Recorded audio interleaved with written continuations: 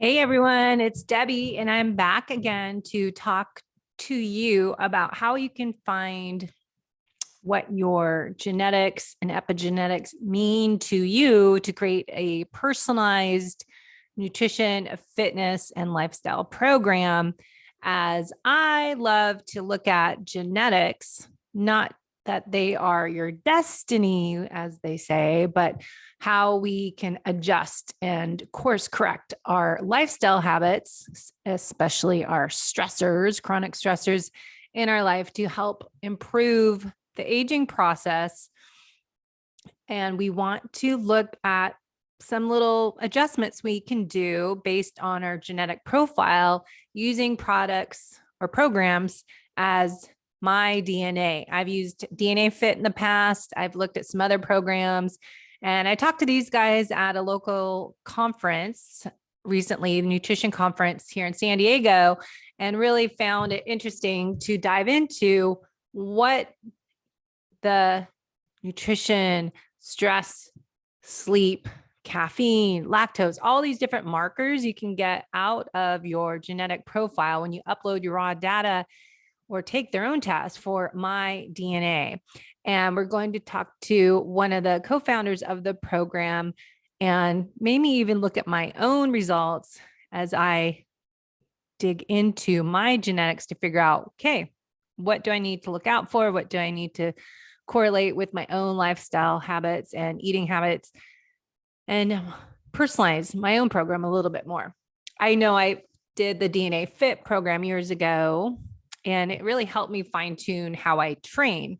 So I'm more of a power athlete versus endurance, which is odd because I have done, I don't know how many marathons and half marathons, long distance cycling events. And I did Ironmans 2001 until 2012, until I got broken and burned out my body systems and created metabolic chaos. And I have done low carb since, I started getting into low heart rate training, maffetone type of training, 2005, got into the zone diet, and then started doing more what we call keto now, low carb, in about 2008, started doing fasted workouts and went down that path to figure out, all right, how do I burn more fat on my body as an endurance athlete?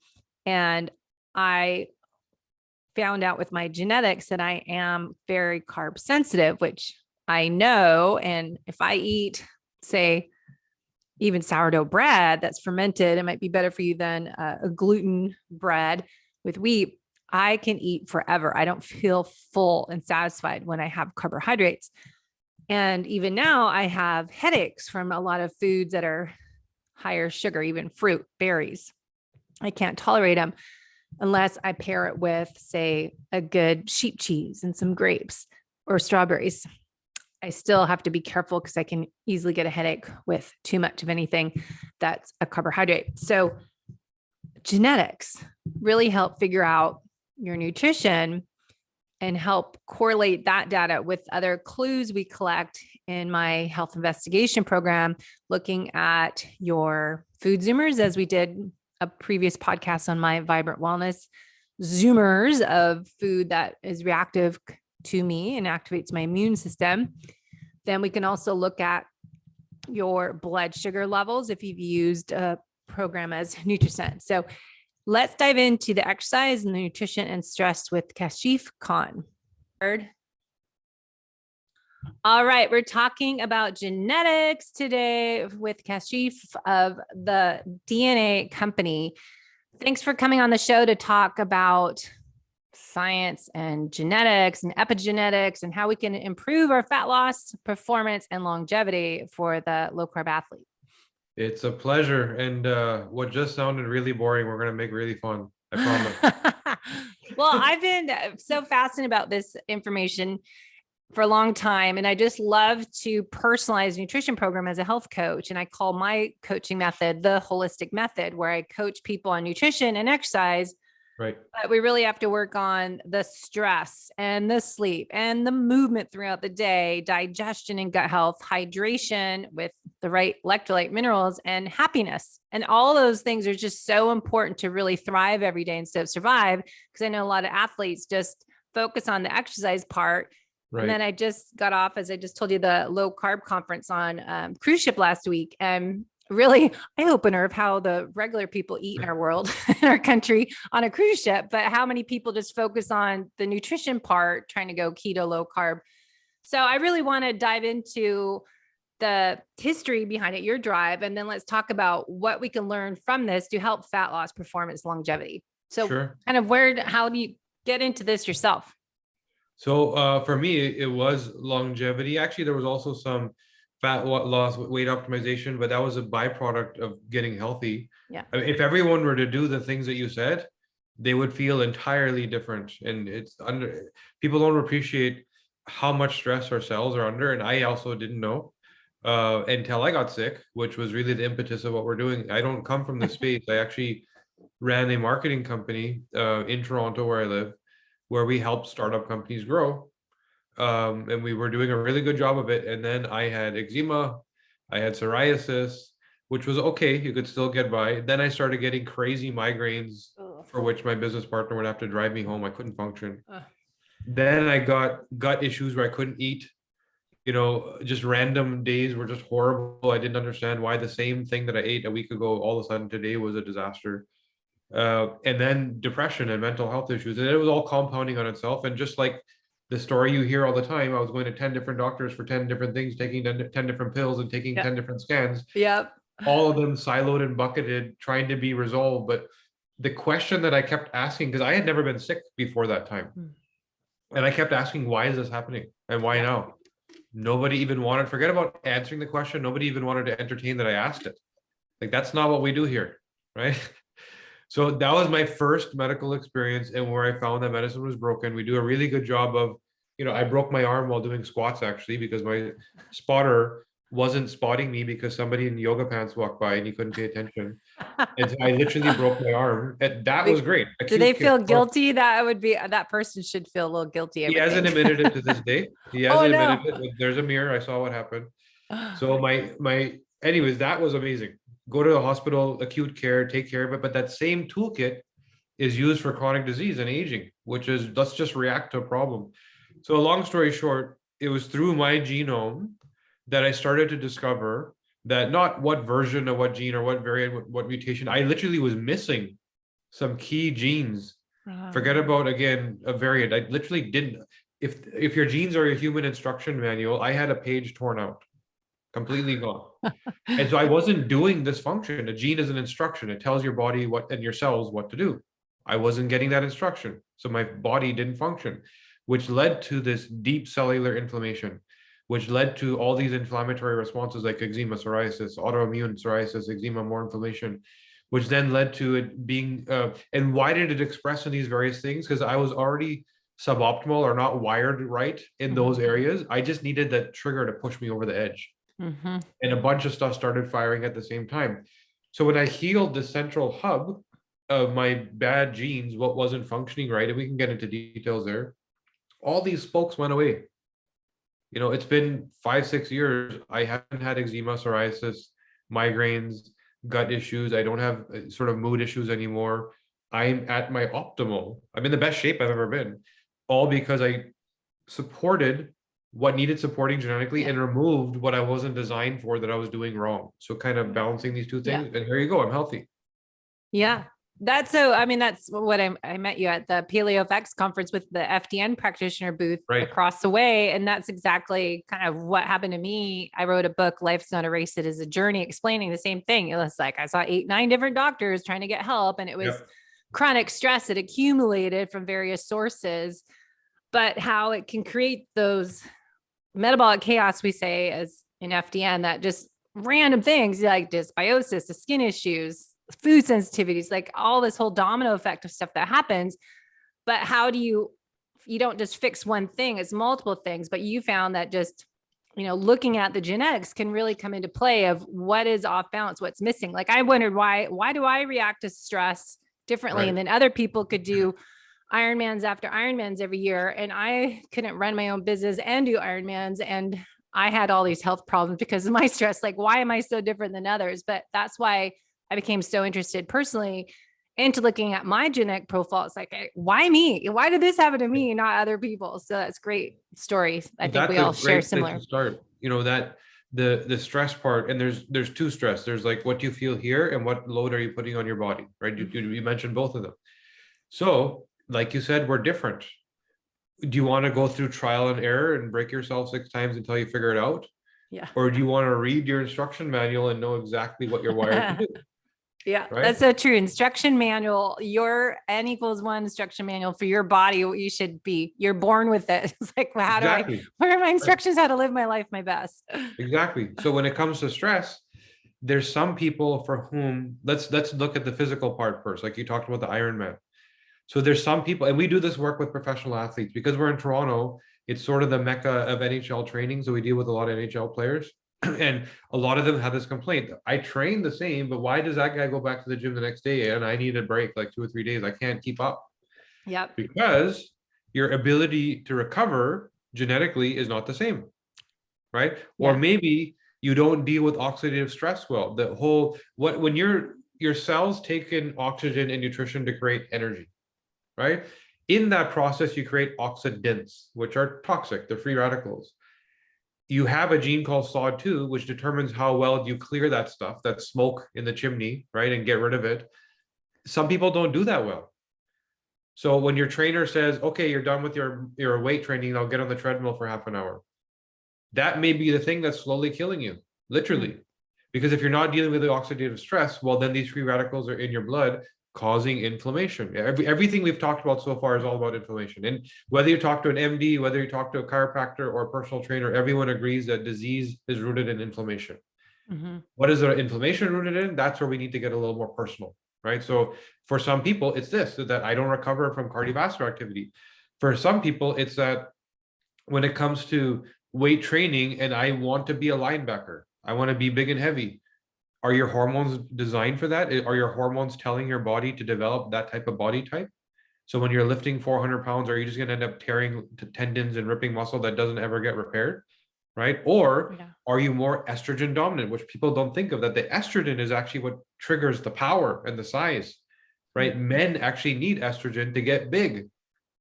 And that belief of, I can't tell you how many hockey players we've dealt with that were given a testosterone gel pack that they put on their skin, where the skin absorbs the testosterone, and they end up growing man boobs.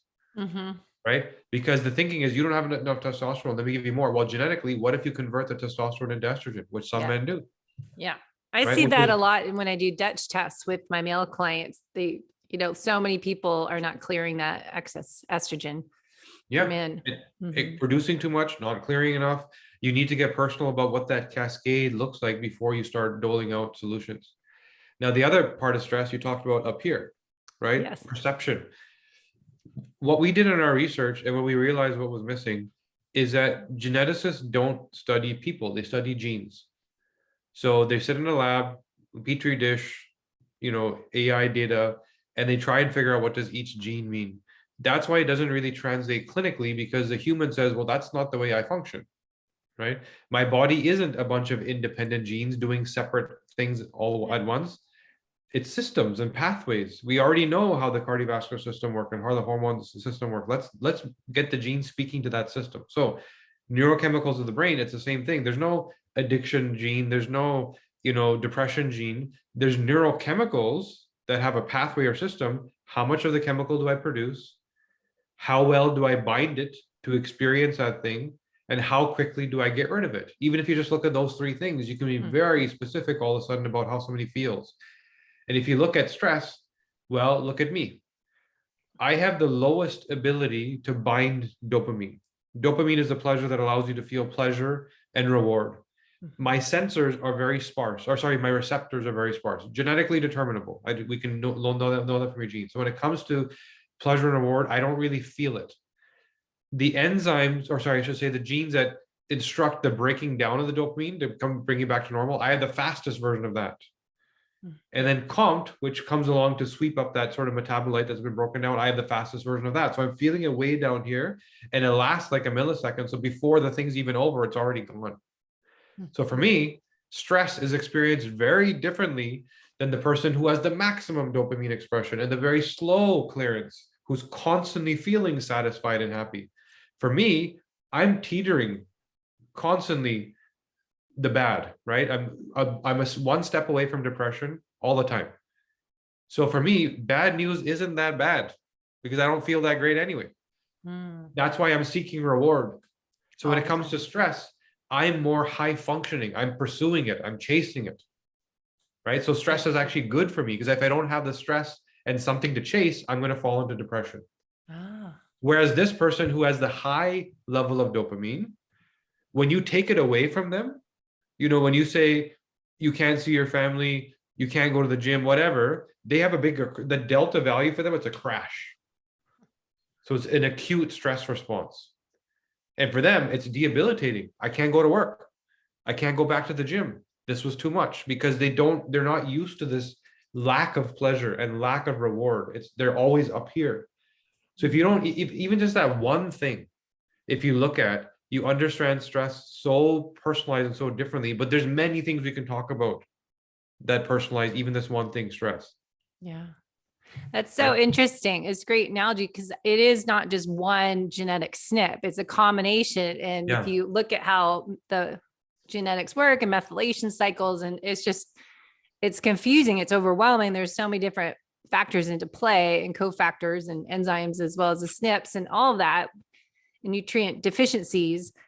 But what can we do to figure out what our optimal self should be, like how we should strive nutritionally and exercise and stress and all that? How does your genetic program work compared to others?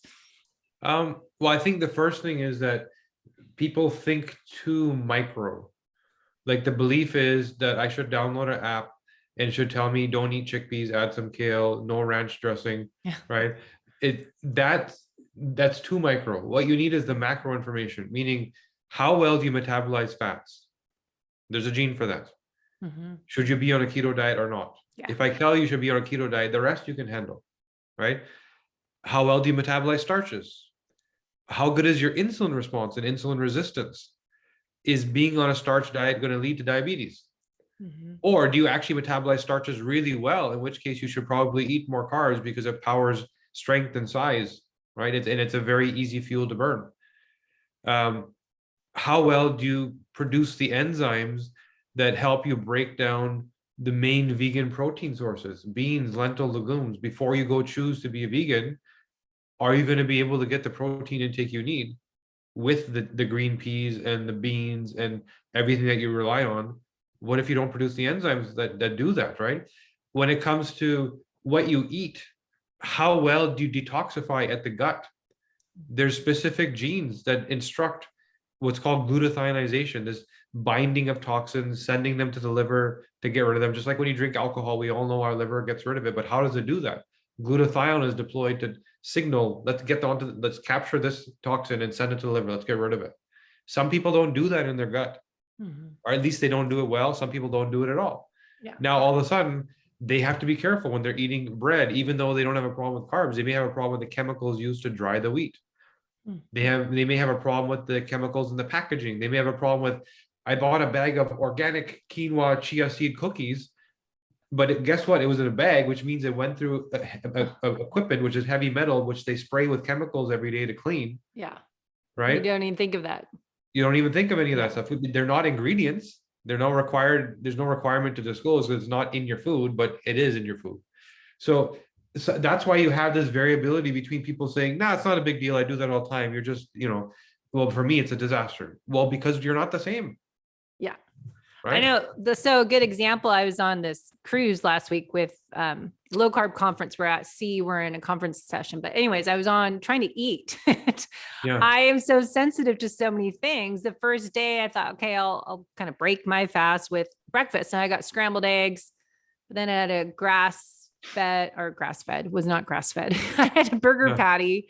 And anyways, one of those things I had my very first day, I was so sick for 2 days and everyone else can eat it.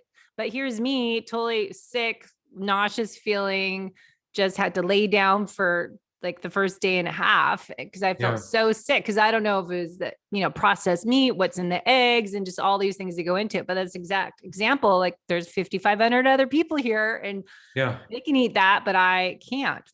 Yep. And Why? I would argue that you will probably have a slightly better regimen than most on a day-to-day basis, Probably a right? little bit. These people. Yeah.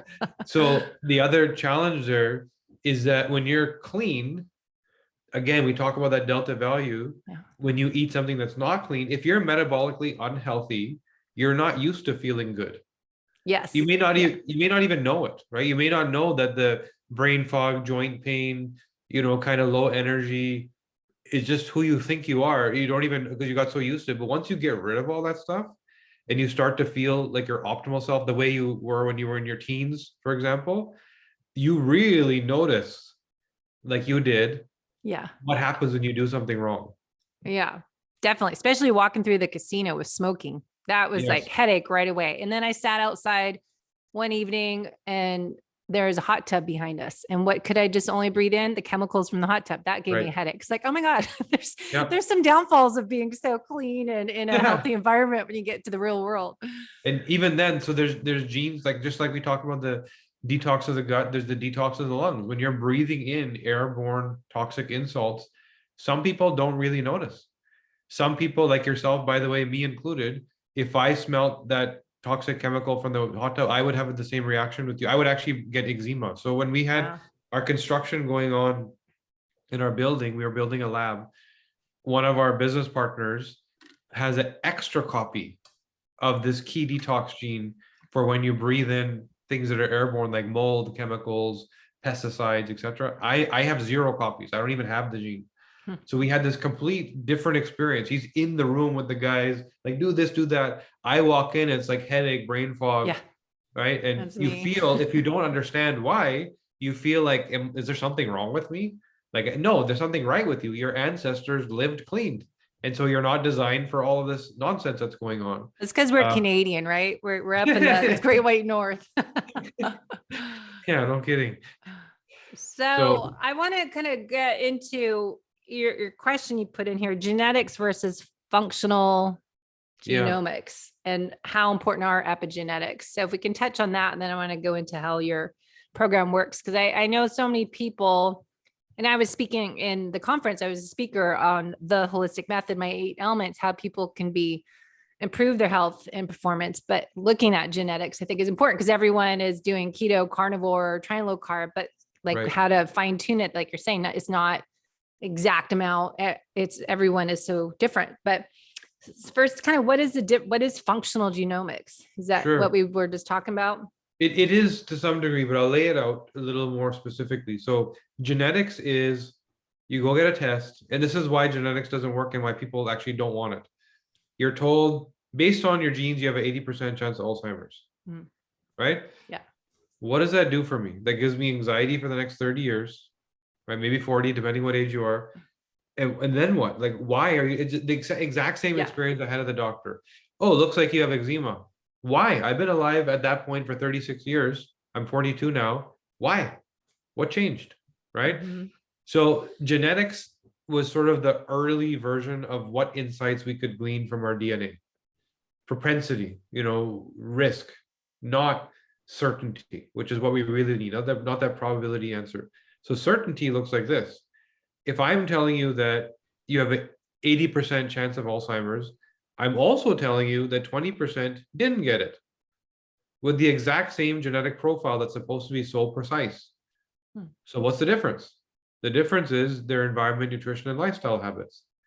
Because you're not born with Alzheimer's, you're not born with type 2 diabetes, you're not born with breast cancer and cholesterolemia and all. These all happen later in life because it takes, I'm talking about chronic disease, not rare genetic conditions, but for the most part, chronic diseases happen later in life because it takes you that long of making the wrong choices, misaligned to your genetic capacity to cause the level of inflammation where you get sick.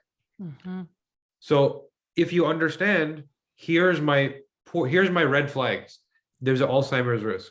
There's a cholesterolemia risk. There's a breast cancer risk. Now I need to ask the question, what caused the 80% to get it and the 20% to prevent it? That's the research we did. We studied 7,000 people, one by one, by one, by one, all N of one, like you said, to understand not here's the blanket average, but here's what this person did and this person did and this person, and here's why this person got it and this person didn't. And some of the things are obvious, but for the most part, they're completely counterintuitive. For example, the example I gave of oxidative stress. There's many, many people that we tell them the root cause of their cholesterol problem is that they exercise too much because they put themselves into intense oxidative stress. Why do you see these soccer players that drop dead at 35 and Olympic sprinters that drop dead at 35? The best health, the best doctors, the best trainers. Yeah. Because the level of oxidative stress they put them, that training that they compressed into this short window of 35 years, which normally someone would experience in 100, caused a severe level of inflammation, which then your body will use cholesterol as a hormone to reduce the inflammation. That's why the cholesterolemia starts. And we can determine what quality of hardware you have with your genes. Do you have high quality arterial walls that don't get inflamed? They're more resilient like stainless steel. Or do you have low quality that if you have the oxidative stress and you have the bad quality hardware, they're going to get inflamed faster because they're not designed for that level of toxin and salt. Your body then again will use this cholesterol hormone to reduce it. It starts to build up, and then all of a sudden you have a disease called cholesterolemia, which started in endothelial inflammation, arterial inflammation.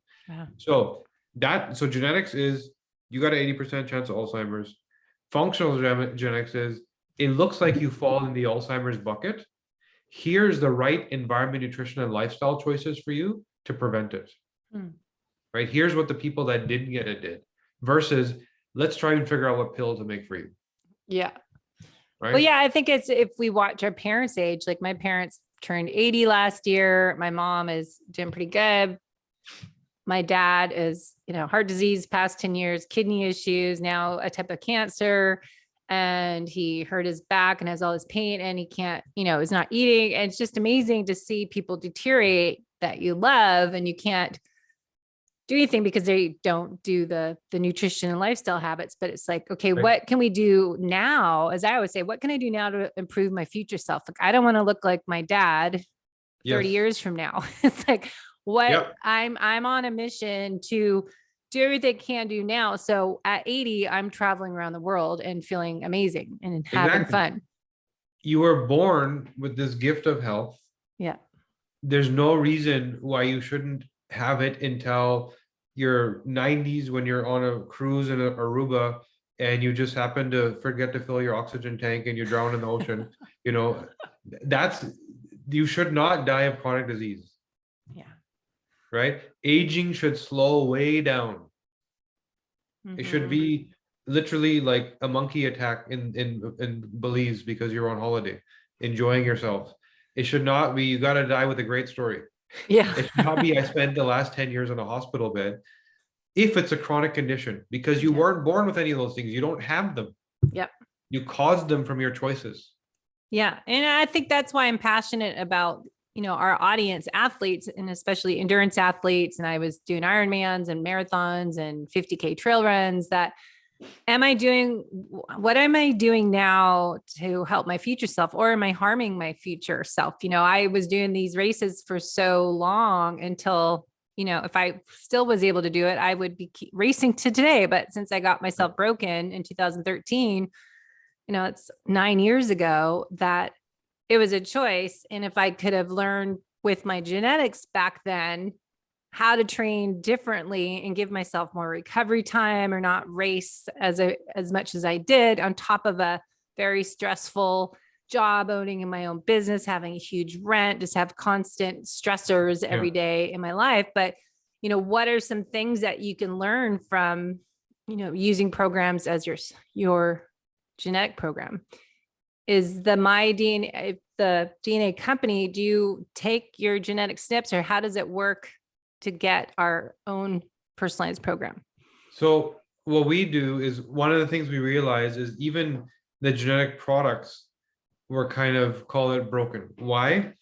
They were designed around this belief that you get a genetic report and then some guru has to interpret it for you, a PhD, a genetic consultant, somebody, right? And we said, why?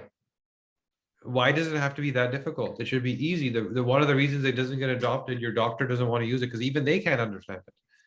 And they get to see you for 5 minutes, and it takes them 1 hour prior to that 5 minutes to go through your report and figure out what to tell you.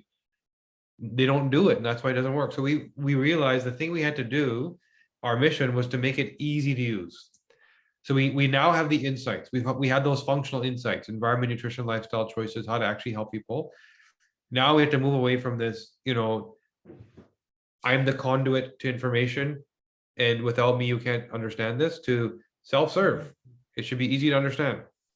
So we built an artificial intelligence platform that takes all of what we've known, all of what we've learned from all these various 7,000 people that we studied, and the reports speak to the problems as opposed to the genes. So there's 6 systems: cardiovascular, mood and behavior, everything about the brain, diet, nutrition, the macros and micros of what you should eat, hormones and fitness. So how is your body designed, hair, skin, body type, fat, muscle, all that stuff. Cellular health, so immunity, detox, methylation, oxidation, all the things that lead to either good or bad cellular health. And then the last one is sleep. I can't fall asleep. I can't stay asleep. I sleep through the night, but I wake up feeling like garbage. Genetically, those are 3 different things, and we've understood them very well. So within these 6, they're all broken up into micro reports, which is in mood and behavior, for example, we don't tell you you got this gene and that gene and that gene. We say anxiety, addiction, burnout, procrastination, ADHD, neuroticism. Why are you a drama queen and slam doors when you walk out of meetings? We speak in the context that people are actually looking for, right? The problems you're actually trying to solve. By the way, the genes are also there if you want to geek out and understand the science, but we argue you don't need it. What people need to know is what's wrong and how do I fix it? Mm-hmm. It should be that simple, right? Our job, your job, every coach, every practitioner's job is to make it very easy for the patient, consumer, whoever, to figure out what's wrong and how do I fix it. That's the outcome. And that's what we built. The other thing we put in there, we realized once we figured out the what's wrong and how do I fix it part, so that it's very self-serve and easy, we realized 2 more things: that we need the recommendations in the reports. And genetic testing companies usually don't give you recommendations because they're not in the recommendation business. They're only in the business of telling you what each gene means. They don't meet patients. So we realized in the work we did with these 7,000 people, we understood the habits of the healthy. What supplements did they take for each condition, for each gene profile? What were their environmental habits? What were their lifestyle habits? How did they work out? What was everything they did and didn't do that we need to teach you based on your genome? So that's the second thing we did, is we built this. And in fact, the majority of the report is recommendations, right? The third thing is we understood, now that we've told you what's wrong, given you recommendations, even told you what's right and giving you recommendations for the right, because we don't know if you're doing the right thing right anyway. Now we need to figure out how to actually get you to do it. Because even with all this, we all know, and as coaching people, I can give you the stack of the most valuable information in the world, and a week or 2 into it's going to get stuffed into a drawer somewhere, and you're going to move on to something else. Yeah. Right. True. So we hired Dr. BJ Fogg. He runs the Stanford University Behavior Change Lab. So he's a guru when it comes to behavior change. He wrote the book Tiny Habits, New York Times bestseller. That's funny. Sorry to interrupt, but I help Ben Greenfield, our coaching program, and we've had him speak with us as Keon coaches. And then in our 6-week transformation program, we do have Eliza, this one gal that learned from BJ doing the tiny habits. And I was speaking about that to the conference last week on tiny habits. So it's a huge part for people to figure out, okay, what do I do with all this information, and where do I start? How do I do something? I start? How do I implement it? How do I become that new version of myself? Yeah, exactly. That's not a switch that you flip on or off. No, right? no. So that's what we did, is we got him to build right into the reports all these behavioral change recommendations, so that it's easy. And it's so easy that when you read it, it's kind of like, well, I already knew that, but you weren't doing it. Yeah, exactly. What are you doing about it? Taking action. Yeah. So something as simple as, well, the BDNF gene, brain-derived neurotrophic factor, helps understand your circadian rhythm, meaning that your relationship with daytime and nighttime. Some people can't fall asleep that well because their BDNF gene is off. So if they're not doing the right things at the right time of day, like starting the day with sunlight so the vitamin D triggers certain things and their body knows the day has begun, as an example, breathing deep at the right times, exercising at the right times, they may not be able to fall asleep on time. So one of the things we tell them is turn your laptop off an hour before bed, because the blue light mimics sunlight and your brain gets confused, especially you, because your circadian rhythm is broken, your clock is broken. Okay, are they going to do it? Well, the habit may be at this time, set an alarm on your phone, and your laptop gets put in a drawer in your kitchen, right? Because that's not your bedroom and that's not your living room. Yeah. Something simple like that, even though it sounds so easy when you hear it, you weren't doing it, right? And this is just how to take all of what you just learned about yourself. My internal clock is broken. My body doesn't know when it's nap time or sleep time. Can't tell the difference. So I need more stuff supporting that, and I need to eliminate everything detracting that. And here's a very simple thing I do. Phone and laptop get shoved in a drawer that's very far from my bedroom. Yeah. Yeah. And I think that's important. I was telling that to the 200 people in our conference last week. It's like, all right, you're in seminar, for example, any conference you go to, retreat, any, self-empowerment sessions, you get all this information. And then the same thing you're saying, you get the notes, put it on your shelf or shove it in your office, and you don't even look at it again. But it's like, all right, it's Transformation Tuesday. Let's, take this information. What's one thing that's your area of opportunity? Pick that. And then, all right, let's break that down into a tiny habit that you can start taking action on today. Right. Like you said, get up in the morning, go outside for a walk without sunglasses on, see the sunrise, see that first sunlight exposure, and start your day that way. Just amazing, simple tricks that you can do and implement into your lifestyle that are free. That's what I was trying to tell in my presentation last week. This doesn't cost anything. It's just a choice that you can make and how you can be the best version of yourself by creating these new tiny habits. So I appreciate that a lot. Yeah, for sure. But with the stress and, looking at exercise and nutrition and sleep, as I say in the holistic method coaching way I do, you can take these genetic SNPs. Is there like 3 or 4? Do you have kind of some research standards or how many SNPs you take in account to create that information? Because I know some people have so many they can use first. Yeah, this is another thing that we think the industry is doing wrong. Most genetic websites you read will tell you how many genes they sequence, right? That's the bragging right. We sequence 700, we sequence 7,000, we sequence 700,000. My question to them is, how many people have you helped? Yeah, true. Right? It's great big data, but it's data for the future. It's not data for now. We don't understand enough about most of those genes for them to be actionable. And this is why you get this probability-based outcome. So what we did is we said, what are the genes that actually matter? Right? We know where most disease starts. It's inflammation. So where does that come from? It comes from hormones. It comes from sleep. It comes from glutathione. It comes from methylation. It comes from oxidation. It comes from eating the wrong foods.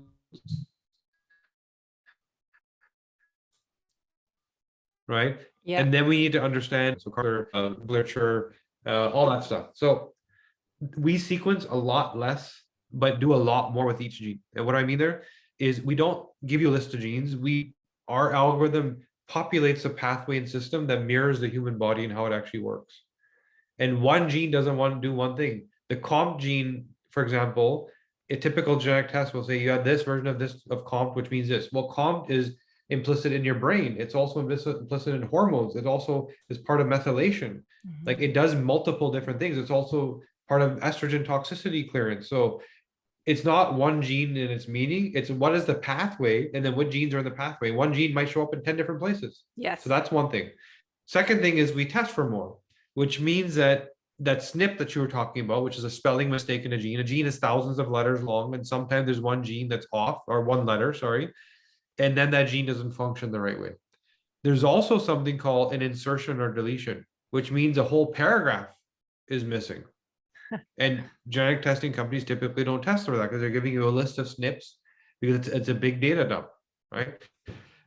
There's also something called a copy number variation, where forget about a spelling mistake, forget about a paragraph missing. You don't even have the gene missing, or you have an extra copy of it. Like me and my partner, Bryce, our business partner, I was missing a key detox gene. He had an extra copy of it. So the same environmental exposure to us, 2 very different outcomes, right? When we were doing the construction. So we test for those 3 different types of variants. And I would argue that most test for only the SNPs. I haven't really seen many people that test for the other two. And then we interpret it in terms of the pathways and systems, the way the body actually works. And then after all that's said and done, we don't talk about anything unless we also know what recommendations to make. Right. So it goes far beyond a genetic report. It's literally a human instruction manual. Here's your human instruction manual. Here's what you need. Here's what you need, right? Not here's what people need. And we just find it so much more actionable. Fibromyalgia to breast cancer to, autism, we're just constantly every day helping people. Yeah, I find that so interesting. And I love to use that as an additional tool when I'm doing coaching with my clients, because as a nutritional therapy practitioner, I will do a 3-day food log or longer, ideally, with their signs and symptoms, their poop and their exercise and their mood and their energy after they eat and the timing. But then also we have a nutritional therapy assessment questionnaire of 310 questions or 309 of signs and symptoms and rating those. And then to take the genetics with that and look at their exercise program, their lifestyle habit, and really put that all together is so fun to me. And that's what I've been focusing on doing for clients. Like, let's just do a test and assess. What are you doing now to be the best version of yourself? What are you doing now to improve your future self? And let's figure out what you can do. What are your areas of opportunity? And let's adjust that. So we have a personalized program for you to perform, look your best, feel your best, all that stuff. But I think it's a great way to get started, to additional tools to enhance that aging process. Yeah, what you just said it just nailed it, which is, I want to get better. Where do I start? Yeah. Right. And that's a choice though, but that's a choice. So most people, as I noticed last week, don't really love them. I would say self-care is self-love. Do you love yourself enough to make these small, tiny choices, these habits? It's like, why do so many people struggle with prioritizing their health and putting that oxygen mask on first and doing these simple things to be able to thrive when you're 89 years old? Or as Dave Asprey says, like 100 and what does he want to do? 140 or something. 182. Yeah. Very specific number. So tell us kind of how to get started. Where do we send people to learn more? And do they upload their raw data into your program, or how does it work? So because a lot of the other testing companies don't test for what we test for, raw data typically doesn't work. Yeah. Meaning, so we've tried, it's we can give you like 70% of what we're saying, but even then a lot of it is assumptions, right? So and if you assume, that means an ass out of you, right? Yeah. And me. Yeah. So so we don't do that anymore. We realize that we know what we're doing is the right way to do it, so we just stop taking raw data. Instead, there's a need to get tested again. So the product is called the DNA 360 report. It's on our website. In fact, we can even, for the sake of your audience and respecting their time and joining us today, we can offer some kind of promo. I can get that set up. I think we did a $50 off on your intake form here, the low carb athlete, as a code. Oh, cool. So we already did that. The DNA. So they go to thednacompany.com / I can't see, TLCA. I think you wrote. So we'll find a code. Oh yeah. The low carb athlete. That's what it is. Low carb athlete, TLCA. So our code would be TLCA. Yeah. So I'll put that in the show notes. / Oh yeah. / Sorry. Yeah. I never say that out loud. You read it. The DNAcompany.com / TLCA. Right? Yes. TLCA. And there'll be a discount at checkout. You won't see it when you're shopping, but at the checkout, it will give you a promo discount. So how long does it take if I go today? Because I want to do this for myself, and then I'll do kind of a follow-up on this podcast, a part 2 to my own results and how I can use them. Yep. So how long is the process once I get that, order it online, and then, you probably have to ship a testing kit? Kind of walk us through it. Yeah. As of today, suppose you're going right now and getting the kit. It first gets shipped to you, right? And then you produce a saliva sample. You just spit in a tube. It's very simple. It lasts like 6 months. You don't need to worry about shipping it off right away. But from the day that we get it back, it's 4 to 6 weeks of processing. We also, by the way, launched a new lab, which is now up and running, which is going to bring that down to 3 weeks. So I'm not sure when this will air, but by the time it may be the new lab, if not, it's 4 to 6 weeks. The industry standard is 6 weeks. That's what typically it takes normally for DNA testing. And then what you're going to get is, so along the way, you'll get updates anyway of what's happening. But once you get your results, you get access to a portal where it's all digital. We did this on purpose because this is another thing that we thought was wrong with genetics is emailing you a bunch of reports. It's first of all static, meaning that if I learn something new in 6 months, I got to send you another report, versus every time you log back into your portal, there's new updates and new things, and you can keep learning and keep learning and keep learning for this one, because your genes don't change. Science changes and evolves, and we learn more, but your DNA is the same. So once we have it, we can keep helping you and supporting you. So the portal does 3 things. The reports are actually in the form of what we call a gene cast. It's a personalized podcast. And the reason why we did this is we, again, by learning from what people actually want and need, they're like, hey, I got my reports. Now who's going to tell me something? I want to talk to somebody. So we said, we already know all the possible outcomes. Our artificial intelligence will curate for you a personalized podcast, which we call a gene cast. You sit and listen to these audio files as if you're listening to a PhD going through your DNA, explaining, here's what you have, here's what this gene does, here's what this means for you, you behave like this, you eat like this, etc., etc. Then there's actual, written reports, which are more about the recommendations. Let's dive into the problem. How does it break up into anxiety, addiction, all the other stuff. And then in there, you've got recommendations, if there are recommendations. Some don't have, but for the most part, they do. And the last thing is there's a ton of video to help you understand the context, meaning when we talk about mood and behavior, you have to first understand how we believe the brain actually works. Right? When we talk about cardiovascular disease, you have to understand how that actually works. We don't think of cardiovascular disease as a heart disease. We think of it as an artery disease.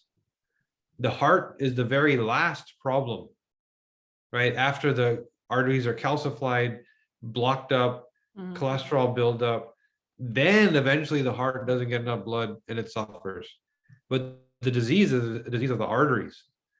So we think a little bit differently. And that's why we have these videos to show you how we think about all these conditions, which helps you get more value out of the reports too. So if you are a coach or practitioner, is there a training program for those people if they want to learn more how to apply this to their own clients? Yeah, so there's a couple of things. The other thing that we understood is that when it comes to coaches, practitioners, the reports that I just described are too much, meaning you don't have time for all that. You're not going to go through tons and tons and tons and tons of content to figure out the red flag. The consumer, on the other hand, is like, hey, I just paid for this. Give me everything. Right? I may not use it all, but give me everything. When I have time, I'll sit and learn, and I might spend the next few weeks diving through all this stuff. So what we did was we built a separate set of reports for health coaches and practitioners, which is a summary. And the whole purpose is twofold.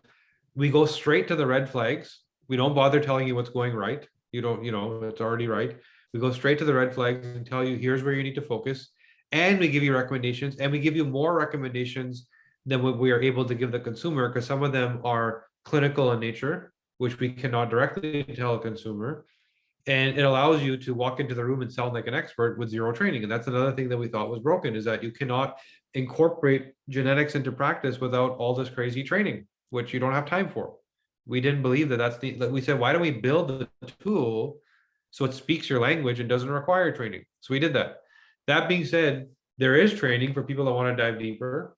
There's a free training, which just helps you think the way we think. And then there's a paid training, which dives a little deeper into functional genomics. And they're on our Academy website. So academy.thednacompany.com. Great. Cool. Yeah. Well, I look forward to learning more. I love this stuff. And I'll use myself as a guinea pig first to get started. So I can learn my results. So I look forward to, because I've done different programs, but this sounds definitely unique and different approach that I appreciate, because we have so much information we get from the genetic test, but how to apply it to your own individual self and see your own areas of opportunities based on your red flags and imbalances, just functions to make them function at optimal level, homeostasis. Great. Exactly. Thank you so much for all your information today. And we'll put any links in the discount code in our show notes and more info as we come up. And maybe I'll add second addition to this podcast with my own results. So stay tuned and make sure you're watching the YouTube channel, the Low Carb Athlete on there, as well as the podcast version. So thank you, Kashif. Pleasure. Thank you.